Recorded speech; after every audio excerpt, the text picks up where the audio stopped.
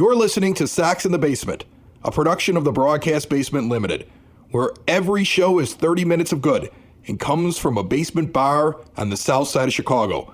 Pull up a stool, pour a cold one, and join us right now for Sacks in the Basement. Heard everywhere podcasts can be found, and always at sacksinthebasement.com. A special episode this week of Sacks in the Basement. Dave could not make it, and so my good friend, who we randomly met each other in the middle of a desert in Bakersfield, California, and for some reason have still kept in touch all these years later, Mike Ricordati, otherwise known as the Common Man from 97.1 FM, The Fan. That's the ESPN affiliate out in Columbus, Ohio. He's a big star. I'm a guy who sits in my basement doing a podcast, but he's also originally from the south side of Chicago and loves the Chicago White Sox so much that you actually talk about them in Columbus, Ohio, like they're like one of the main teams you discuss. Am I right, Mike? Well, I try not to, because who the hell cares? Once in a while I'll throw like a Ricky Boys don't quit, and nobody cares whenever I say Ricky Boys don't quit. What do you think about the moves that Hahn made before the trade deadline? Because they were little moves, but I think they really speak to, he's almost playing video game general manager baseball. Like, I used to sit around and play when I was, lazy, bored, and didn't have kids. I'd play MLB The Show on my PlayStation, and I would play like a full season, and I would want to build up my farm system. So I'd deal a couple of guys to get one good player, and then I'd deal that guy at the trade deadline, and the computer would accept those deals because the numbers all lined up, but somehow I could build up my farm system with just these weird little maneuvers. He kind of did that with Soria. He got rid of like a mid-level talent in Jake Peter to get Soria and Avalon, and then turned around and traded Soria to go get a guy who was 13th ranked prospect, now 19th in our system I'm seeing as a pitcher, plus a nice player that's sitting in rookie ball that seems to be, he's at least a nice depth piece that could turn into something. That's a lot better than what you gave away less than a year ago to get in the initial trade. What do you think about the job Hahn's doing? Well, it's all speculative right now, but I think this is what Rick Hahn always wanted to do, and he was never allowed to do it. Whether it was Kenny, whether it was Jerry, and they didn't want to pull the plug on what they had, but I think now he's finally doing it. And working in radio before, right, is that as a creative guy, you just want to be able to succeed or fail on your own terms, right? You want to be given the flexibility to go out there and either be very successful or fail, but you want to know that you did it your way. And I think that's what Rick Hahn is doing right now, where he's saying, look, this may work, it may not work, but for the first time in my career with this organization, I know this is my plan. And so I'm going to stick with my plan. I have faith in myself. Hopefully it works. But if it doesn't, I know that, I'm hanging myself with my own rope, so to speak. Did you see, though, that there was a Kenny sighting this week? Like, he just popped up like... He can't stay away. He jumped in and he started acting like this was all his idea. Like, he was like, oh, we're being double patient with our prospects. And he starts like he's basically just repeating stuff that Hahn has said, but he got himself in front of some microphones and made sure people remembered he was still there. Now, Kenny Williams is the only guy that can make Ozzie Guillen look like the bashful one. It's all about him all the time, right? It is. It is always about him. Like, here's a guy that, when he had all those prospects at the beginning of the year, he was sitting there and he's going, man, we could deal a couple of these guys and get a couple of veterans, and I could do a lot with this team right now. And they have to like lock him in a closet and stop him from giving away the talent. And now that you're starting to see things like how Eloy's playing and how some of like Dylan Cease looks really, really good right now, even though it's Double-A, and Basabe has that really nice game in the futures game, and the Sox are getting this buzz. And every time you look at like any kind of list that anybody puts out, they say they're one of the top 3 organizations, farm systems, depth, prospects in baseball. And now it's like Kenny's like, oh, well, this is working out. Give me some microphones that I can stand in front of, and he's waxing poetic about this. And I feel like, and I don't know if I'm crazy, but I feel like he hasn't really been as involved in this as he would want people to believe. I don't think he's involved at all. I think that once in a while he shows up just to sort of feed his own ego, and maybe he'll go into the old man and take credit for some of this stuff, but I don't think Jerry's stupid. I think he knows who's really the architect behind this, and he probably humors Kenny because he's got the relationship with him, and Jerry's a very loyal guy most of the time to a fault. I find it interesting, though, that Jerry comes out with comments like, oh, I like Ozzie, but Ozzie could never come back and work for this organization. Yet he continues just to keep Kenny around, and I don't know why. Well, it's the same thing of like how he always used to sit around and say, the biggest mistake I ever made was picking Hawk Harrelson over Tony La Russa. And then he went and he did it again. Then he went and he did it again. And so I don't get it. I don't think you and I will ever get it. One thing I wanted to ask you here is that now Hall of Fame weekend just happened, and Jim Thome is up there, and he played for the Sox for a couple years. He was a contributor. He didn't, we made it to the last time we made it to the playoffs, Jim Thome was on the team. He had that monstrous home run. There's a plaque out there, how far it landed out in center field. And I was amazed that MLB Network, and anytime you saw any highlights on there, they showed every other team, including the Minnesota Twins. They showed him in a Twins uniform in highlights. There was never one highlight with him in a White Sox uniform. Jim Thome had some big numbers with the Sox. I mean, he's not, if we're making the all-time list, right, even of the last 20 years, I know some people would put him out there. I wouldn't. I mean, I have Frank and Konerko there. I think that, as White Sox fans, we've been spoiled with good talent at that position over the years, but Jim Thome certainly had some excellent years. I remember that home run, and that was game 163, right, against the Twins. Yes. Also in that game, you had Old Man River, Ken Griffey Jr., throwing out a runner at the plate. But, yeah, he had some memories with the Sox. I don't know. Probably not. We're not going to see a guy like Konerko or Mark Buehrle get in the Hall of Fame. So I hope White Sox fans got to enjoy a little bit of that this weekend. Yeah, I did. I don't know. It irked me that I was watching it, and it's like every player, they showed every team the guy played on. You know why it irked you? Because you're a damn White Sox fan and everything irks you. It does. That's in our DNA. And stop trying to explain it away. That's just who we are. That's all my Cubs fans friends say, oh, you're a White Sox fan. You have small man syndrome. Yeah, if you grew up in a city where you were outnumbered 10-1 by assholes like you'd have small man syndrome too. It's true, Mike. You got me. I'm sitting here and I'm trying to be reasonable and everything like that. But why is it that they have everybody in everybody else's uniform? I don't expect you to put a White Sox hat on him, but for crying out loud, you showed Minnesota Twins highlights with Jim Thome during his induction ceremony. There wasn't one time he was his daughter comes up and sings the national anthem, and they announce that she's going to school in Chicago. He lives here. He's more active in the White Sox organization than anywhere else. And there wasn't one image of him in a White Sox uniform the entire Hall of Fame weekend. It aggravated me. It's like we're the forgotten team. Because the whole world is against us. And yes, we're the forgotten team. Did you remember a couple years ago when the Cubs went to the World Series and they're talking about how no Chicago team has been there since 1908? And what the hell are you talking about? Right. ESPN forgets us all the time. Did you forget all about this? We won the damn World Series. Not only did we win the World Series, we swept the World Series. We went 11-1 in the postseason, and I always see the stat like the last time somebody challenged it, they're like, only team to ever go only with one loss through the postseason in the modern era are the 1999 Yankees, and I'm like, no. Us too. We're forgotten in everything. Forgotten in everything, and people have like a memory of like the last 5 years, and then if it didn't happen in the last 5 years, they don't know. I was talking to somebody not too long ago. We were talking about, oh, you're from Chicago. Are you a Cubs fan? I said, no, I'm a White Sox fan. He goes, oh, White Sox fan. I've never met one of those in the wild. I'm like, screw you, dude. And then we were talking about how they won the World Series, and he didn't believe me that the White Sox won the World Series. He said, when did the White Sox win the World Series? I said, 2005, they beat the Astros. He said, haha, you're lying. They couldn't have beat the Astros. The Astros were in the American League. You dumbass. Hey, this is Acoustic Mike from Broadcast Basement, and you're listening to Sox in the Basement with Chris and his buddy Dave. I did the Broadcast Basement with Chris for 10 years, and nobody gave me a show. I'd leave if I had anything else to do with my life. Remember, the Broadcast Basement is available everywhere podcasts can be found and always at broadcastbasement.com.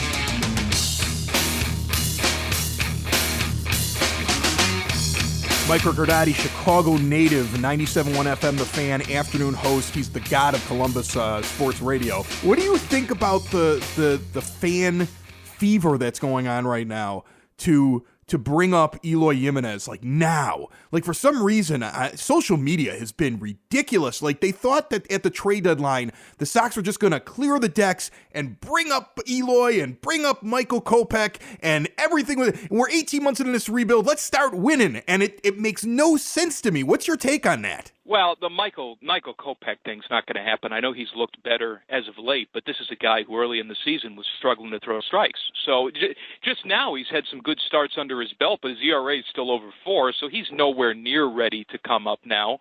Eloy Jimenez I kind of get just because the dude has raked at every single level, and even though White Sox fans knew what this was going to be, or at least they thought they knew, watching it every single night is really damn painful. It is for me, and I'm watching it from afar. I don't have to deal with it on local media and deal with all the Cubby talk all the time to make you nauseous.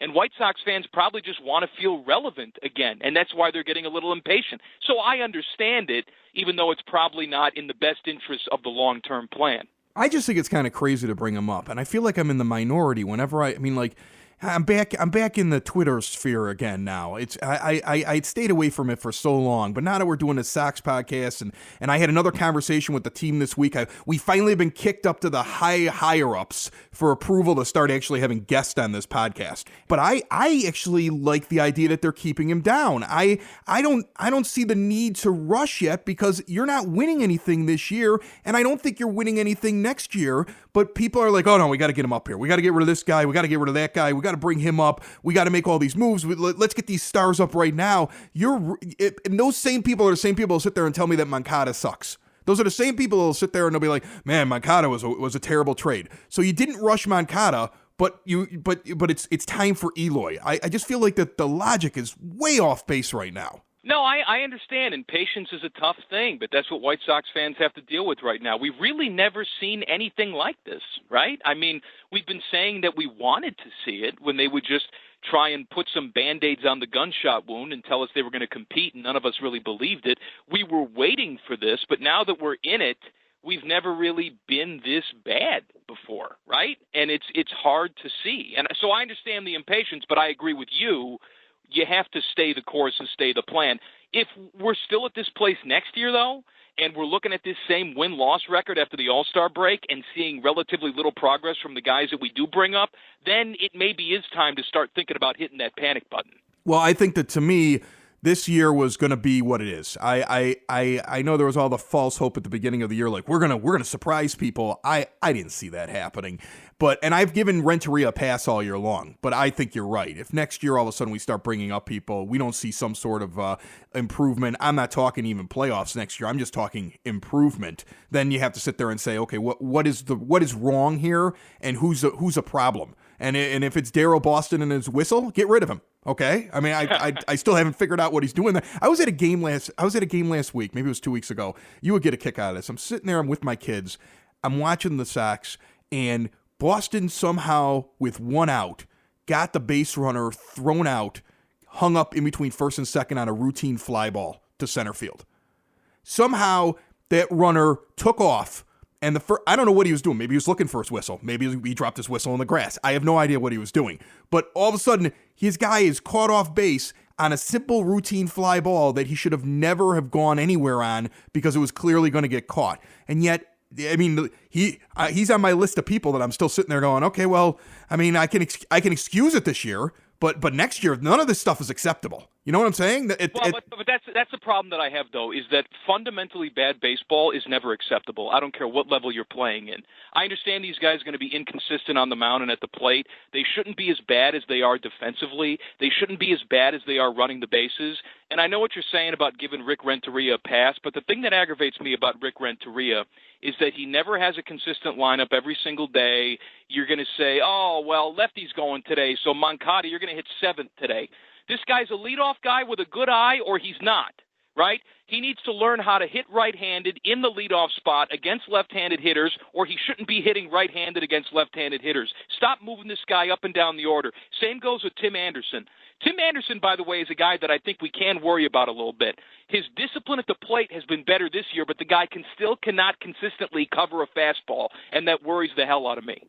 And you know what? I think he's actually, it's funny because Renteria drives you nuts. And I know he gets under my father's skin, and I keep trying to say, I'm just going to give this a year, and then I'm going to get aggravated with him.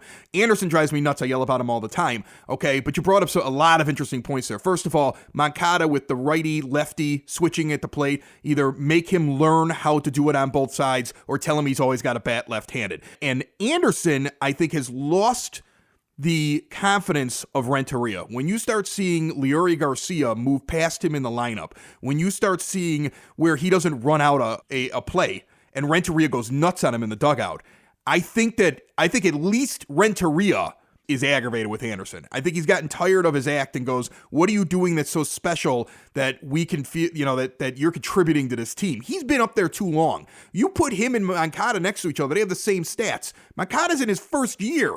Anderson's been up here for a while now. He frustrates me. Oh, he frustrates the hell out of me. You can tell that Moncada's working on things, and he's listening to Jose and starting to get more aggressive early in the count, and I think he's going to be fine. Tim Anderson, to your point, has been up here too long, and the thing that aggravates me the most about him, he is the first one to tell you how great he's going to be.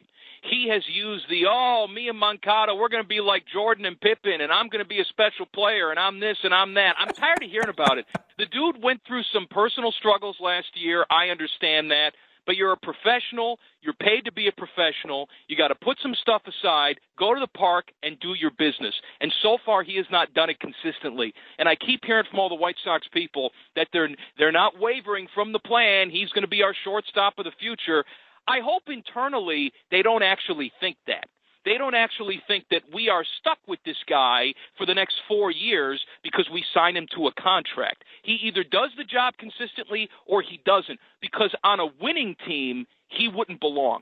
No, and that's what I keep trying to say, that you can look at the positives of, hey, he might have 25 home runs this year and steal 20 to 25 bases, and that's pretty good for a shortstop. But you're just searching for stats at that point, I think, when I see people talk about that. You're talking about a team-friendly contract. You're talking about the fact that you now are playing this guy that you just drafted, who can't strike out in the minor leagues already, and he's already ranked as your fourth best prospect according to MLB.com that you just got, okay? And you're working him not at his position at second base where he played in college. You've already moved him to short, and that's the indication to me that the team is starting to realize he might not be the guy. I think the biggest indication to me, and I would love this, I don't know what your opinion is of it, but I've been saying it now for a little while, I'd love him to drop a dump truck full of money on Manny Machado's lawn in the offseason, shock everybody, and all of a sudden you have like a shortstop for the next, 8-9 years that's going to sit in the middle of your lineup, and you don't have to worry about that because you've got all kinds of payroll to play with. Do you think that this team would do something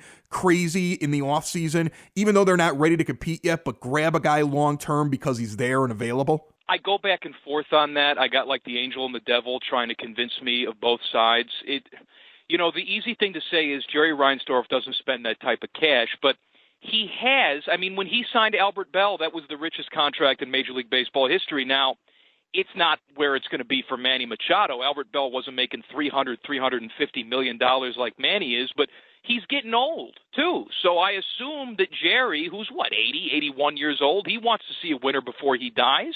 And if Manny Machado is, half as good as we think he's going to be playing shortstop on the South Side, then I think what a morale booster that would be for the fan base, right?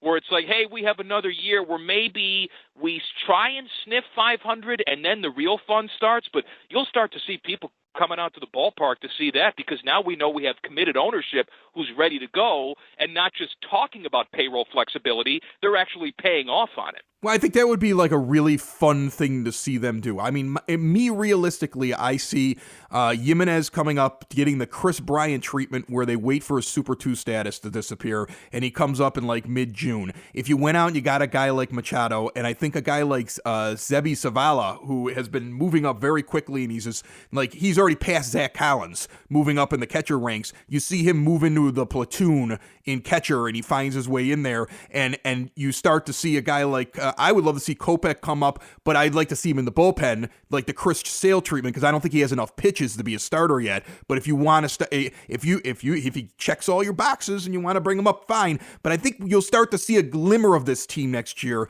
But I don't see the reason to rush and try to get your glimmer of hope now. I think you're cutting your nose off to spite your face by going out and doing it. And I don't know if the expectations for Kopech are realistic, too. I mean, we have sort of all of our hopes in this guy that he's going to be, the right-handed Chris Sale and just blow people away. I think White Sox fans are reaching for that, too, because what they see right now with Giolito and with Lopez is disappointing. And I know Lopez has had his moments, but the thing that concerns me about both of those guys, really, is that not that sometimes they can be wild, even though Giolito really has that issue this year, is that they're just not really striking guys out.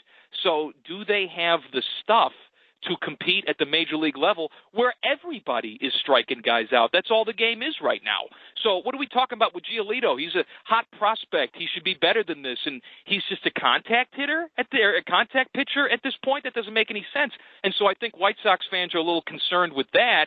And so they look at these prospects and say, wow, they better be good, because what we're seeing right now isn't necessarily setting the world on fire. To be lost inside, where it's safe and sound, but then I'm lost in the moment. Feel the world around me slowly start to fade, drift into silence before anyone else can hear me scream. And I can't run away from the things that we face, but it's right.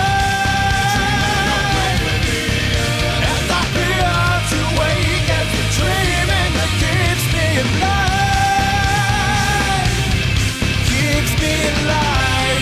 I don't know if you want to hear. Here's my craziest White Sox story of the last year. I went to Australia in November, okay? And it was just a boys' trip with a couple of college friends, because one of them was out there and he's in the Air Force. He's like a lieutenant colonel, and he was on loan to the Australian government. So we like planned our yearly thing, and I was like, I want to go to Australia. For some reason, Erica said, sure. I this is all going to come back and haunt me one day. So I went out there. You walk through Sydney, Australia, there are White Sox hats everywhere. It is How is that possible? I'm going to tell you this right now. I walked by a sporting apparel store in Brisbane, and I walked by a sporting apparel store in Sydney. And in both instances, there were only 4 ball caps that were in the window that were American sports teams. They had the Red Sox, they had the Yankees, they had the Cubs, and they had the White Sox. And actually the one in Brisbane didn't have the Cubs hat in the window. And I walked in, I'm looking around there, they don't have any other baseball teams. Those are it. And every time I walked up to an Aussie and I said, hey man, you like the White Sox? Like, I'm walking around in my Sox hat, like all proud, like, man, it's like Soxville. So this is where we're at. We're in this little tiny section on the south side of Chicago, and then Australia loves the White Sox. None of them know who we are. It's a fashion style hat over there. Yes, that's because they have the best looking hat in the business. May I offer an unpopular opinion and see what you think about this? Sure. Enough with the 83s. I understand. There's a certain thing about them. I get it. Every Sunday, do we need to do the 83s? If you want to switch it up and you want to have some sort of different retro uniform every single Sunday, more power to you. But even some Sox fans I've heard suggest that we should go back to the 83s on a permanent basis. The Sox have the best uniform in baseball, including their road gray, which they rarely wear because they're always wearing the black top. You know what? I got to tell you, I agree with you that we have the best uniform in baseball. I do. I love when they went to the back to the 59 pinstripes. Okay, because remember, it was just ridiculous where they had that silly cursive C. If you're walking around in the silly cursive C hat, you're just trying to be a hipster White Sox fan. You're like, I'm going to have that one hat that nobody else has. Well, good for you. I don't have that hat, okay? I lost it, and I didn't feel like going out and getting another one. But you're right, it is unpopular because I like wearing my 83 jersey around. I silently stalk Ron Kittle. I have sent him a message every week trying to get him to come on to my show. I've been sending him pictures of random photos where me and him are in them together saying, Ronnie, it's me. Will you please come and come on the Sox in the Basement podcast? I have like this affinity for 83, and I don't even remember it very well because I was 5.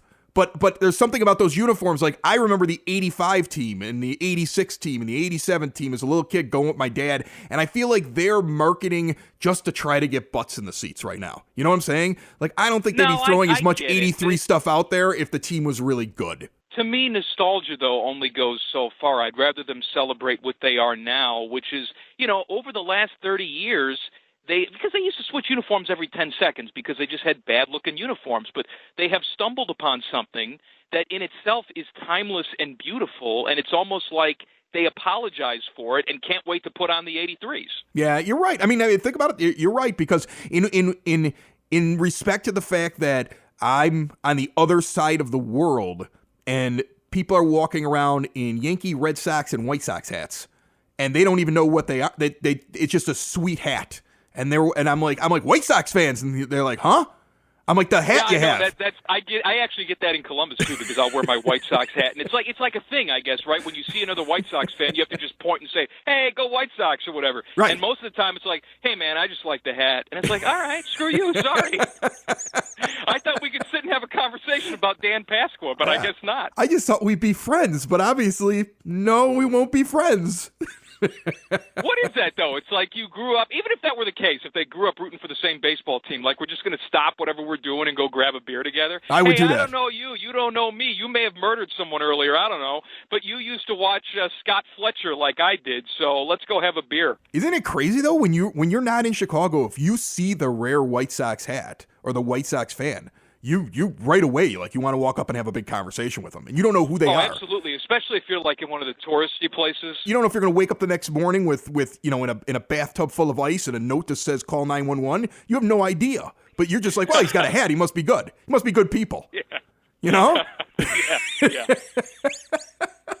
I was going to say, though, you get back here, there's some interesting little subculture things going on around the ballpark now. There's an entire section in the corner of the outfield that just has like their own T-shirts, and they communicate with the players back and forth. It's a little sliver called the Section 108 that's down by the right field foul pole. Yeah, every team does something like that now, right? Where like the Mets fans started that. I forget what they call it out there in the outfield. Yeah, but this wasn't organized by the team. It's just like this happened with like the fans. It was like some organic weird thing. I invited them to come on the show. Erica's very nervous I'm having strangers come in. But once again, they're White Sox fans. I'm sure they're totally fine. They won't rob us and kill us. I'm sure. By the way, that's a lie. One more thing, too. My little plea to White Sox fans is that just because Nicky Delmonico is attractive doesn't mean that we should keep him on the damn roster if he can't hit. Look, in the words of Costanza, I say this with a staunch record of heterosexuality. He is an extremely handsome man, but let's not pretend that last year what he did in limited action is going to be what Nicky Delmonico is. I don't think that's the case. Hey, before we get out of here, there's one more thing I wanted to ask you. If you could rattle off just off the top of your head, guys that are currently on the roster that you actually think will be part of this team in 2 to 3 years when it's actually contending. If you had a handful of guys that you actually, with the mess that's out there on the field, who do you honestly believe would still be on this team? Oh, God, it's not long. Moncada. I think they keep Jose Abreu around because he's a good influence on the younger guys, the younger Latin guys.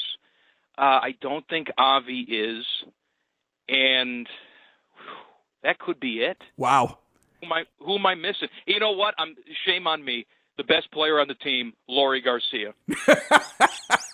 Hey, you missed Rodon. Rodon's going to be on the team. You missed him. Rodon too. But you know what, though? I don't know what he can give you over the course of a full season when it comes to starts. Is this guy damaged goods? Is he always going to be hurt? Because if he puts it together, he's got wicked stuff. He doesn't have, like, Chris Sale wipe you out stuff, but that slider's pretty rough. But can he stay healthy? I don't know.